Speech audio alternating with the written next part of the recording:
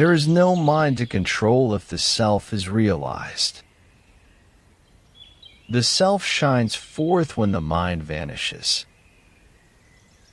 In the realized man, the mind may be active or inactive. The self alone exists.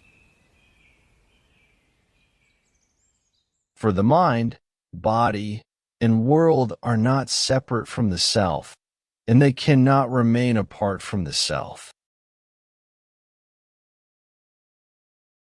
Can they be other than the self? When aware of the self, why should one worry about these shadows? How do they affect the self?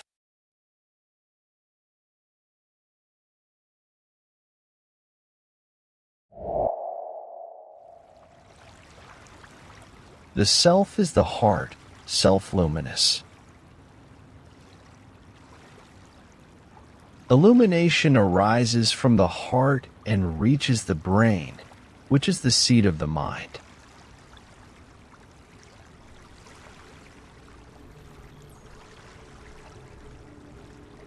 The world is seen with the mind, so you see the world by the reflected light of the self.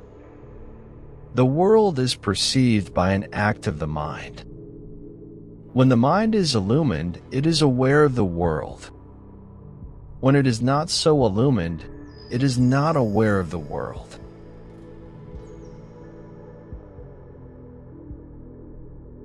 If the mind is turned in toward the source of illumination, objective knowledge ceases and the self alone shines as the heart.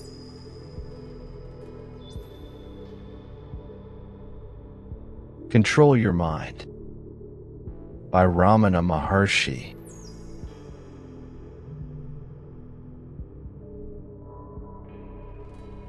The moon shines by reflecting the light of the sun.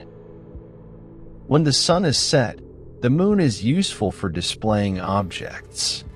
When the sun is risen, no one needs the moon, though its disk is visible in the sky. So it is with the mind and the heart. The mind is made useful by its reflected light. It is used for seeing objects.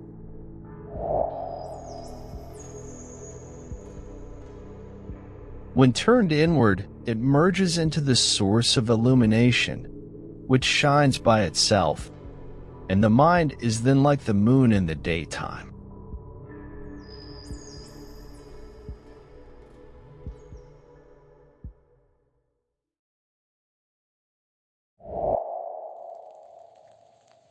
When it is dark, a lamp is necessary to give light. But when the sun is risen, there is no need for the lamp. The objects are visible. And to see the sun, no lamp is necessary. It is enough if you turn your eyes toward the self-luminous sun.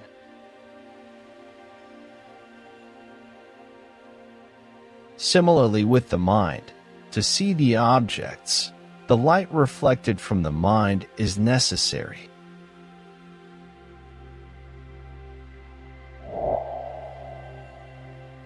To see the heart, it is enough that the mind is turned toward it.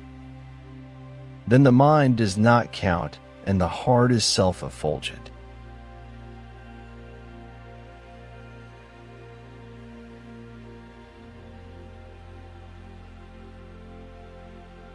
Work leaves no time for separate meditation. Is it enough constantly reminding oneself, "I am," while at work?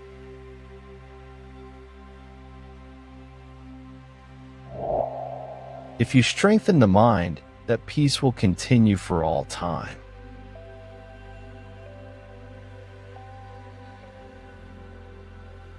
Its duration is proportional to the strength of mind acquired by repeated practice. And such a mind is able to hold on to the current. In that case, engagement or no engagement in work, the current remains unaffected and uninterrupted.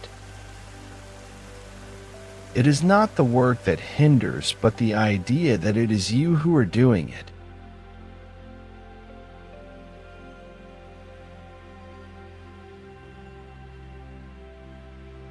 Is a set meditation necessary for strengthening the mind?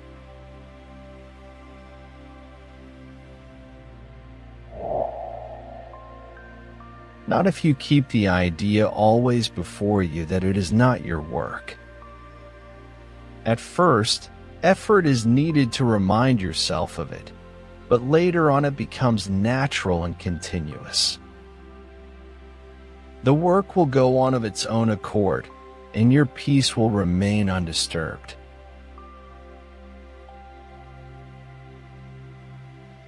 Meditation is your true nature.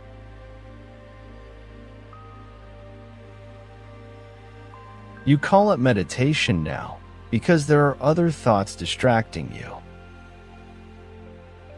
When these thoughts are dispelled, you remain alone, that is, in the state of meditation, free from thoughts, and that is your real nature, which you are now trying to gain by keeping away other thoughts.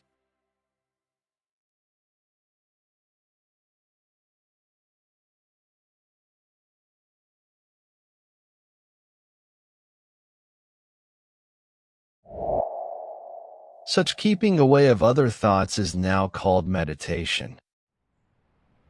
But when the practice becomes firm, the real nature shows itself as true meditation.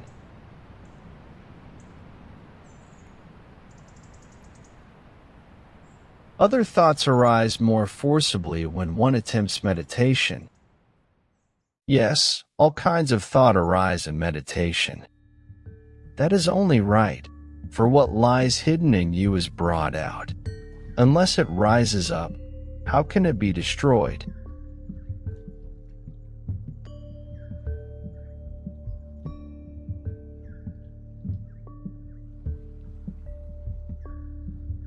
Thoughts rise up spontaneously, as it were, but only to be extinguished in due course, thus strengthening the mind. How can the rebellious mind be made calm and tranquil? Either see its source so that it may disappear, or surrender yourself so that it may be struck down. Self-surrender is the same as self-knowledge, and either of them necessarily implies self-control. The ego submits only when it recognizes the higher power.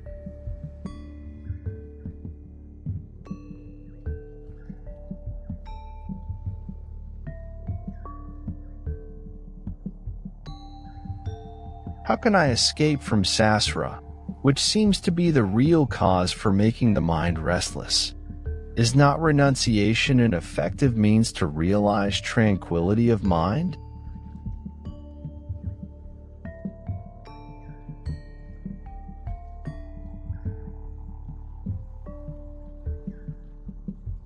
Samsara is only in your mind. The world does not speak out saying, "Here I am, the world." If it did so, it would be ever there, making its presence felt by you even in your sleep. Since, however, it is not there in sleep, it is impermanent. Being impermanent, it lacks substance. Having no reality apart from the self, it is easily subdued by the self.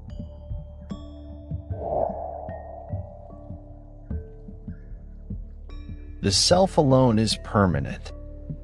Renunciation is the non-identification of the self with the not-self.